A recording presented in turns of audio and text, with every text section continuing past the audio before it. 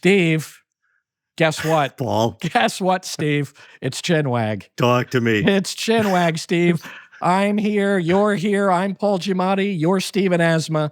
And this is Chinwag. That's right. And you are wagging a chin that is much more, was it Van Dyke? It's more hirsute. It's a little bit hairier than usual. Yes, indeed. A little bonus facial hair. And we're bringing you a little bonus extra episode. Oh, nice. Wag. Very nice transition. Thank you, sir. Thank you. So we've got the bonus as promised for your listening enjoyment, waggers. And here it is. Enjoy.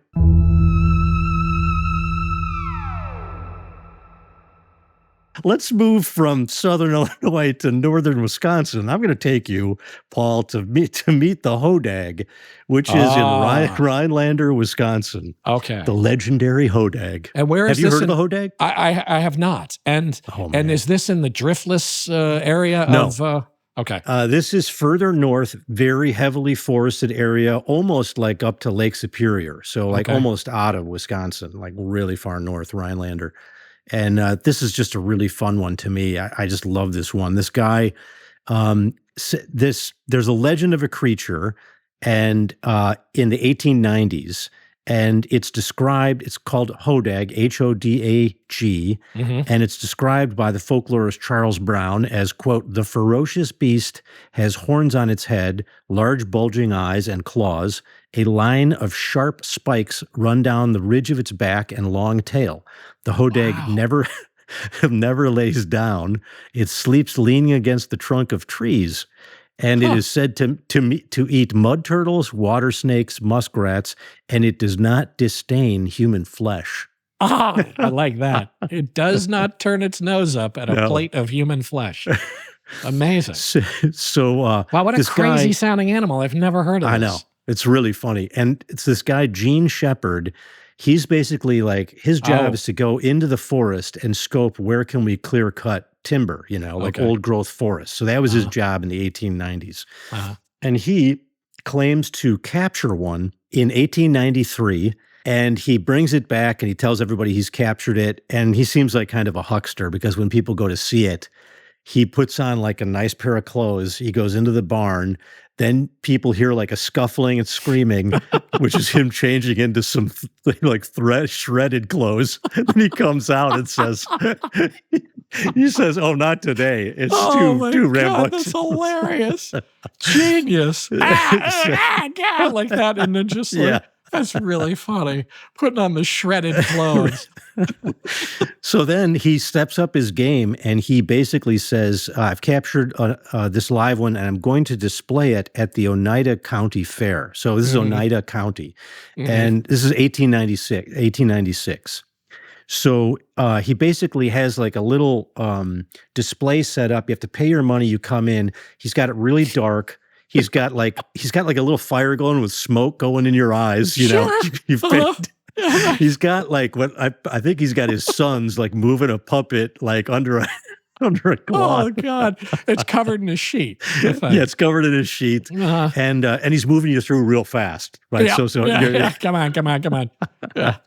So eventually, like it's actually drawing tons of visitors and getting a lot of play in the papers. And actually, at some point, the Smithsonian says we're sending a scientist to see this thing. Oh man! Okay. And that's when our man Shepard gives up the hoax and says, "Okay, I'm hoaxing you." He says, "Oh really? Oh, he copped to it." Yeah, he copped to it like a Barnum. And even after he said, like, "I've been hoaxing you," people then lined up because they wanted to see the hoax. Like then they took a fun attitude towards it. Oh, amazing! Yeah, and he was basically he thought like, look. We can't keep clear-cutting the forest. We need to develop tourism in this area. So his logic was, if we could create like a creature that would draw people, we could have a sustainable tourism industry based on the Hodag. Isn't that hilarious? Fantastic. Yeah, but I mean, it's a nice impulse. It's a good, really. Let's not cut where you stop cutting the forest down. We'll just, oh my God. Isn't it so great? It's a short-lived beast, the Hodag. Yeah, it doesn't last long. Although here's the cool part. Have people claimed to see it again or anything ever? Or is it just like everybody just agreed it was just a good... Now in Rhinelander, they have like a festival and it's like paintings of it, murals of it. And you know how it's like, you know, some of the cryptids become like, I think there's a common theme, which we should maybe underscore, which is a lot of cryptids bring tourism that's like both sincere and ironic tourism. Like, isn't this funny? Here's the Loch Ness Monster and we're going to buy our funny Loch Ness Monster stuff. So the Hodag is a little bit like that. No, and it's like Roswell, New Mexico or something too. It's like, you know, you can bring all these people in. But there's one sort of serious part of it. Great idea for a movie, though, is that somebody does that, they hoax the thing up, and then real shit starts happening.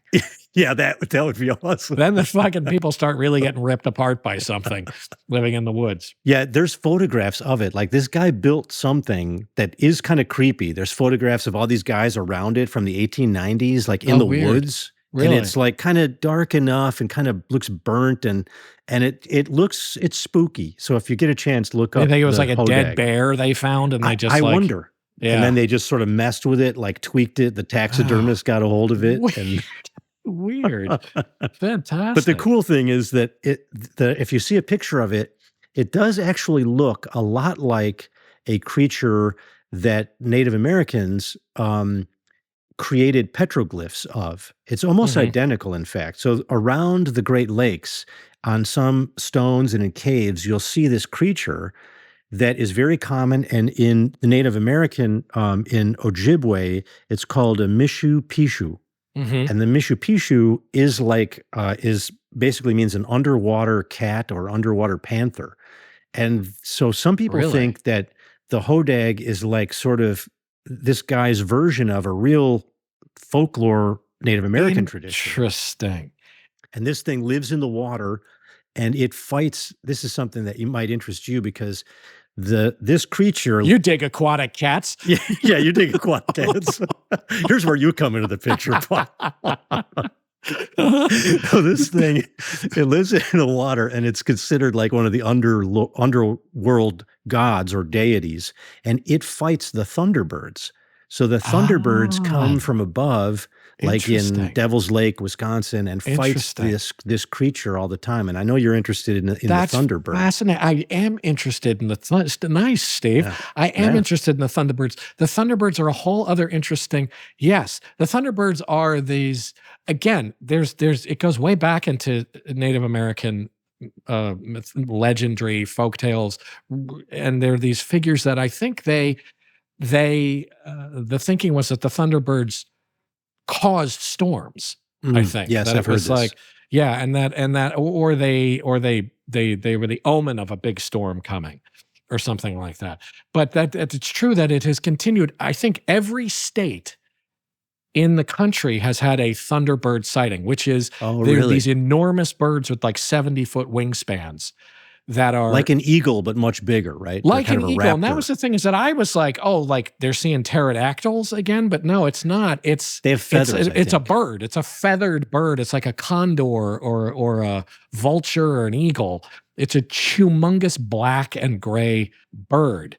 And I do know that, I mean, it's funny you mention this, Steve, because I happen to have somewhere in my extensive notes. In your cryptid no, but it's interesting that they've been cited for a long time and still being cited. Like it was recently, it's like 2018, there were people still seeing these things and all over the place. And a lot of the time, the birds try to steal children is the other thing, that they'll grab a kid and fly up with them. That can happen. That's for real. That can happen. Yeah, that can happen. With a real predator bird. Yeah, and that happens a lot. But here's the thing. Here's the thing I love about Thunderbirds, and here I'm gonna knit together two disparate things, which is there's a Mandela Effect aspect of the Thunderbird. Oh my Lord! Now, this is like super niche, but I did want to tell you about this. This couldn't be more niche, but allegedly, and this is the thing, is that I'm part of this Mandela Effect. Supposedly in the 1890s in Tombstone, Arizona, or in the Arizona Territory, at least in the 1890s, a bunch of cowboys saw one of these things and they shot it down. They killed it. Oh. And I think it was reported on in the whatever it was, the Tombstone Epitaph, or whatever the hell the newspaper was called. I think it was called the Epitaph. Was it really? Yeah, I think it was. And that they reported on it, and it became this sort of legendary thing. And to what extent was it a hoaxy thing or something? Who knows? But a guy in the 70s claimed to be a child at the time, said, I remember this happening. Oh. I remember this happening. I knew the guys who did it. And I remember, too, they took a picture. They took a photograph of this thing nailed to a barn door with all the guys standing in front of it with their guns. Is it black? Because I think maybe I've seen this. Is it a black bird? You only think you've seen it, Steve, because that's the Mandela Effect thing with this. This is the niche thing. Everybody thinks they've seen. People like us think they've seen it, but it doesn't exist. There is no photo. Nobody can find this photo of this Thunderbird nailed to a barn door with all these guys standing in front of it. I swear I've seen it too. Yeah. But the funny thing is, I remember it as looking like a pterodactyl or a dragon or something. And then I think people have now faked them. People have made fake ones. But nobody's ever, since this guy came out in the 70s and said it, and everybody went, oh yeah, I remember that picture, sure. All the fucking weird nerds like us sitting around were going, sure, I remember that picture. Sure, I know the Thunderbird, let me flip back through my Fate magazine here. I think I have that my Popular Mechanics over here. But it's like, but it doesn't exist. You think you've seen it, but apparently there is no photograph. Yeah.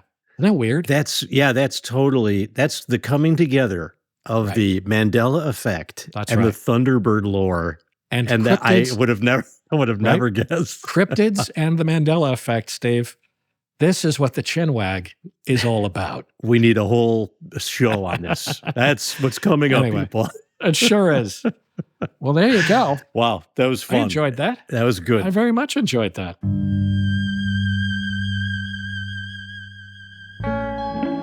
Chinwag is a production of Treefort Media and Touchy Feely Films. Hosted and executive produced by Paul Giamatti and Stephen Asma. Executive producers for Treefort are Kelly Garner and Lisa Ammerman. Dan Carey is executive producer for Touchy Feely. Our series producer is Rachel Whitley Bernstein. Original theme music by Luke Top, with additional music by Via Mardot. Oscar Guido is our executive in charge of production. Tom Monahan is head of audio for Treefort. Animation created by Alex Sokol. Editing and mixing by Jeff Neal. Lastly, for more information, go to chinwagpod.fm and find us on Instagram or TikTok at chinwagpod or on Twitter at chinwag_pod.